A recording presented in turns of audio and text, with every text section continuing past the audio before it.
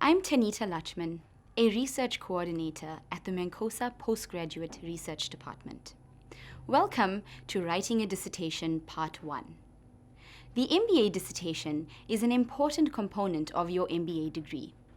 It is an opportunity for you to integrate your theoretical knowledge with providing understanding of the practical business world and tests your ability to present a research problem, structure a plan for how to tackle it, critically engage with literature, apply research skills, analyze data, and make conclusions and recommendations based on it.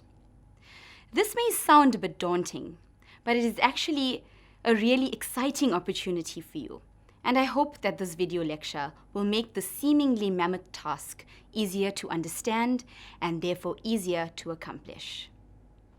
Now that your research topic has been approved and you have covered most of the groundwork in the write-up of the research proposal, you are in a position to begin writing your dissertation. It is important to peruse the guidelines for writing a dissertation at this stage. Thereafter, you may draft chapters 1, 2, and 3. Once your data has been collected and analyzed, you will be able to finalize these chapters as well as write up chapters 4 and 5. Please take note that a Mancosa dissertation should only have 5 chapters. I will take you through the key components of the dissertation chapters in an effort to guide your write-up. Let's begin with Chapter 1. Chapter 1 is the introduction and begins on page 1 of the dissertation. The required subheadings for this chapter include the following: Introduction, background to the problem statement, aim of the study, research objectives, research questions, significance of the study, format of the study, and finally, the conclusion. By looking at the required subheadings, you will notice that this chapter is very similar to both the research topic and research proposal. This means that you may use the approved information from these preceding submissions to structure the chapter under the relevant subheadings. In general, you should bear in mind that as this is the introductory chapter, the information must be succinct, where you should include just enough information to give your reader a good overview of your study. Be clear about the research problem, how the aim addresses this problem, and how the research objectives and research questions have operationalized or broken down this aim. For example, if your problem states that reports have been filed regarding the unethical nature of internal processes at XYZ, then your aim should not read, the aim of the study is to determine the factors impacting on service delivery at XYZ, but rather something like to investigate the factors impacting the effectiveness of corporate governance practices at XYZ, or to evaluate the internal processes at XYZ. Now, if I were to ask you to research this aim, this may sound ambiguous and confusing. That is why we break down the aim into objectives and thereafter convert these objectives into research questions. Of utmost importance is alignment and consistency between all the relevant sections in this chapter, so that the reader of the dissertation, and more especially your examiners, have a sound understanding of what the study is about. Let's move on to Chapter 2, the literature review. This chapter provides an opportunity for you to present and critically analyze past literature related to your study. While writing up this chapter can appear daunting for a person who is not accustomed to reading and analyzing academic work, it is not difficult. The following questions will assist with prompting ideas for writing up Chapter 2. What research has already been done on your topic or topics similar to yours? Who did it and perhaps why? What conclusions were reached in these studies? How relevant are these conclusions today, generally, and for your own research? How will your study build on previous research? In what ways is it similar or different? What theories, models, or practices are particularly relevant to prepare or analyze your research topic and findings? In terms of structure, the literature review should be made up of the following: the introduction, the body, which is made up of different subsections, each with a subheading created to supplement your discussion, and finally the conclusion. Please remember that as the bulk of your secondary data is presented in this chapter, you are urged to familiarize yourself and apply the Harvard style of referencing. You may utilize the Mancosa guidelines for selecting a topic and writing a proposal for dissertation for this. Moving on to Chapter 3, the research methodology. In previous videos, you would have been given in-depth information on research methodology.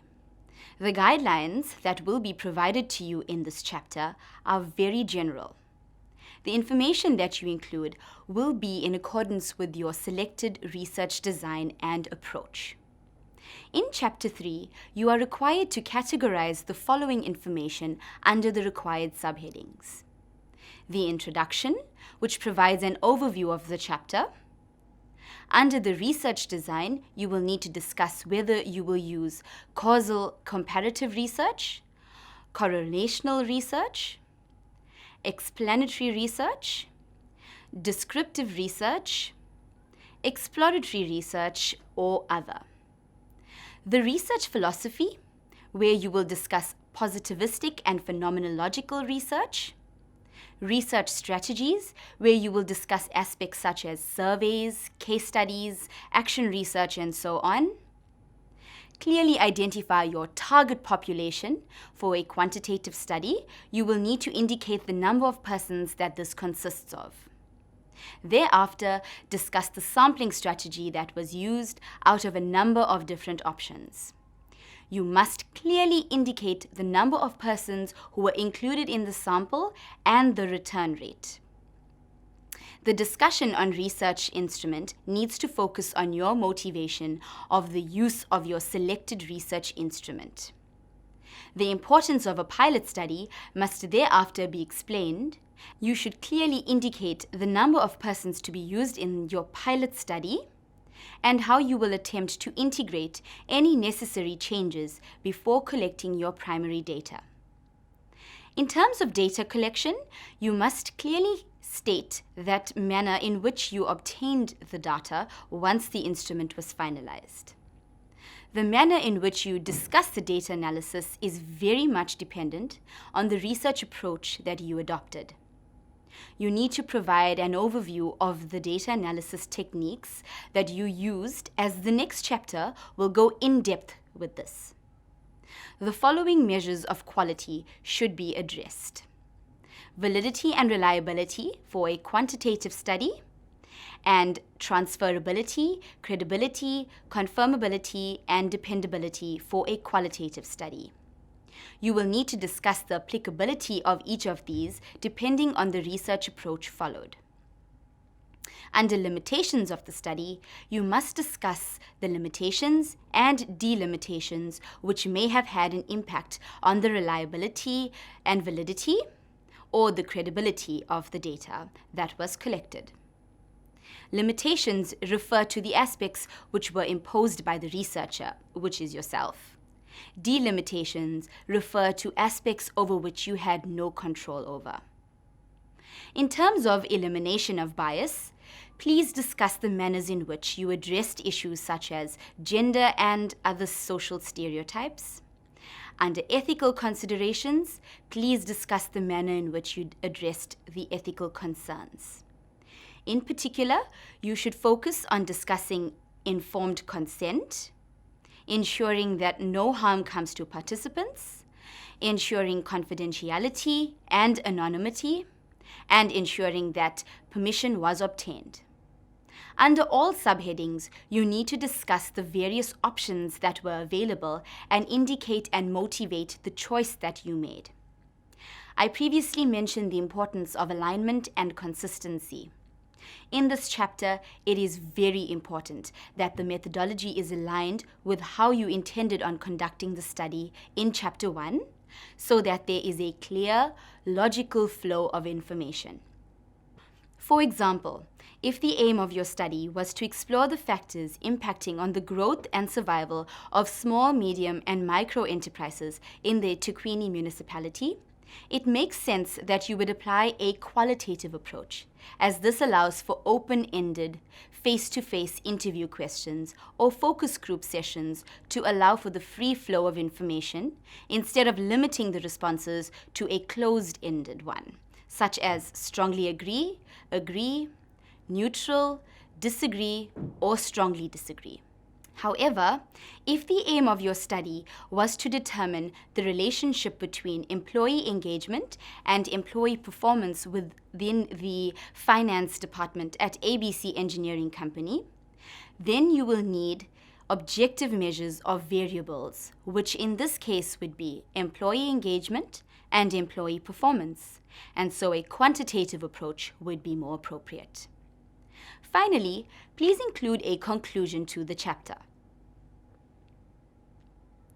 Moving on to Chapter 4, the results, discussion, and interpretation of findings. This is the chapter in which you will present the analysis of your data. Please take note that this is largely dependent on the data analysis technique or techniques that you applied. For example, for a quantitative study which used a Likert scale method of questioning, you would generally present a table or figure per finding. This would be followed by an explanation of what the figure represents, what it means for the study, and very importantly, how this differs from or is similar to literature. Whereas for a thematic analysis, you would have identified the emerging themes, and so you would present your themes in the following way. The theme would be the subheading. This would be followed by an explanation of the theme, and quotes from the respondents to support the theme, what it means for the study, and again, how this differs from or is similar to literature.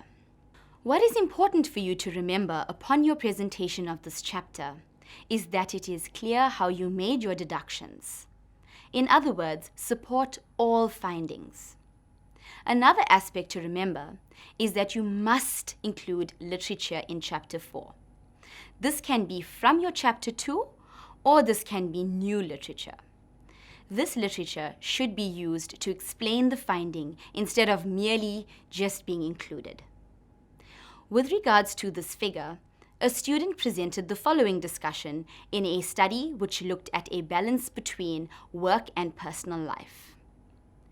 Figure 4.10 shows that 2.3% strongly disagree, 4.6% disagree, 5.7% are unsure, 71.3% agree, and 16.1% strongly agree. The median was 4, and the distribution was a leptokurtic with a left skewness of -1.684, which means that most responses fell towards the agree side. Armstrong explains that an enabling, supportive, and inspirational work environment creates experiences that impact on engagement by influencing how people regard their roles and carry them out. 88% view that they are able to balance their work and personal life, suggesting a generally supportive work environment. However, cognizance should also be given to the fact that the balance between work and personal life may not be static, especially in this instant where there are about 7% of respondents who disagreed that they have a balance between work and personal life. This is the correct way to present a finding for a quantitative study, because the student has presented the figure, described what it is showing, explained what it says about the study, and included relevant literature and shown how it can be inferred back to the population. You need not use this exact layout of your findings in Chapter 4, but please ensure that the presentation of the chapter is logical and includes these key aspects. With regards to the same figure, you should not do the following only. Figure 4.10 shows that 2.3% strongly disagree, 4.6% disagree, 5.7% are unsure, 71.3% agree, and 16.1% strongly agree. This is too short a discussion and gives no indication of how you actually analyze the data, apart from presenting the descriptive statistics. Let's move on to the final chapter, which is Chapter 5, the conclusions and recommendations. This is the final chapter and a culmination of all preceding chapters, which is why it is so important to ensure consistency and a logical flow of information from Chapter 1 all the way through to Chapter 4. You must make it very evident how the research questions of the study have been answered and resultantly how the aim of the study has been achieved. This chapter has required subheadings, which include the following: findings from the study, which is made up of findings from the literature review and findings from the primary research. These must be aligned with the key aspects brought up in Chapter 2 and supported deductions in Chapter 4, respectively. Major findings must be linked with the objectives of the study. Conclusions, which are the conclusions that you have reached after analyzing the primary and secondary data. These must be congruent with the findings which you would have indicated in the findings from the study and must show how the aim has been achieved. Recommendations, where you should consider practicality and feasibility to create suggestions and strategies for the organization, industry, or sector that the study is based in.